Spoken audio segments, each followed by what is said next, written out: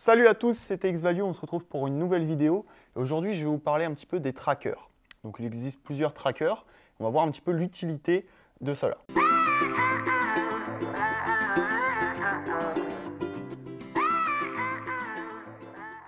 Donc, si tu joues au poker, tu as forcément entendu parler une fois du tracker. En fait, ça va être un outil indispensable si tu veux évidemment prendre des bonnes décisions pendant le jeu, mais aussi ça va être un outil indispensable si tu souhaites progresser et analyser un petit peu ton jeu hors session. Hors session, ça te permet de connaître plusieurs choses, notamment ton historique de main, ta gestion de bankroll, avec quelle main tu es plus fort, avec quelle main tu gagnes de l'argent, et en fait tout un tas d'informations qui vont te permettre d'analyser un petit peu ton jeu.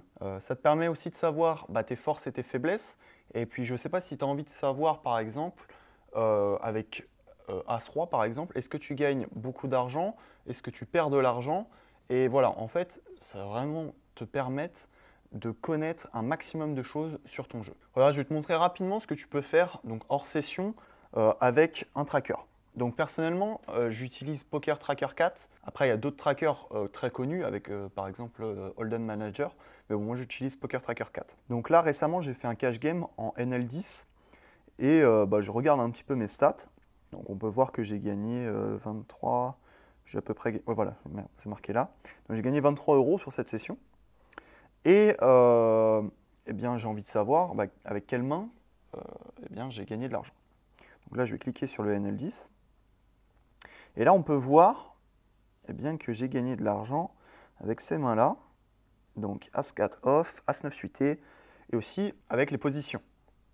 Donc là, j'étais au cut-off, j'ai gagné un petit peu d'argent au cut-off. Au bouton aussi, j'ai gagné de l'argent. Donc en small blind, bon là, j'avais paire de dames, donc ça compte pas trop. Mais voilà, donc là, ça me permet de voir aussi sur quel flop j'ai gagné de l'argent ou perdu de l'argent. Donc là, on peut voir que, par exemple, j'ai As-Roi. J'ai As-Roi au bouton et j'ai perdu de l'argent sur un flop, donc 8, 4, 6. Et turn 5 et river 8. Donc là, j'ai perdu de l'argent avec As-Roi.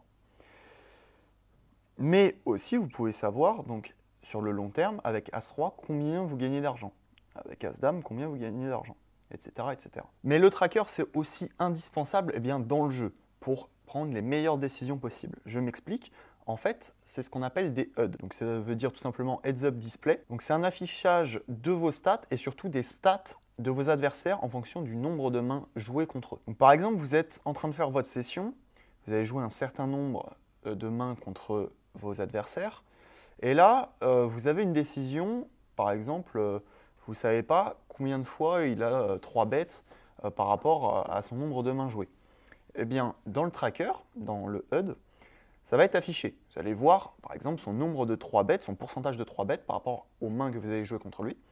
Vous allez aussi savoir, évidemment, plein d'autres statistiques, call au flop, le pourcentage de 3 bêtes, de 4 bêtes, le call 4 bêtes, le donk bet, enfin bref, toutes les stats qui vous permettent d'améliorer votre décision. Et ça, c'est indispensable.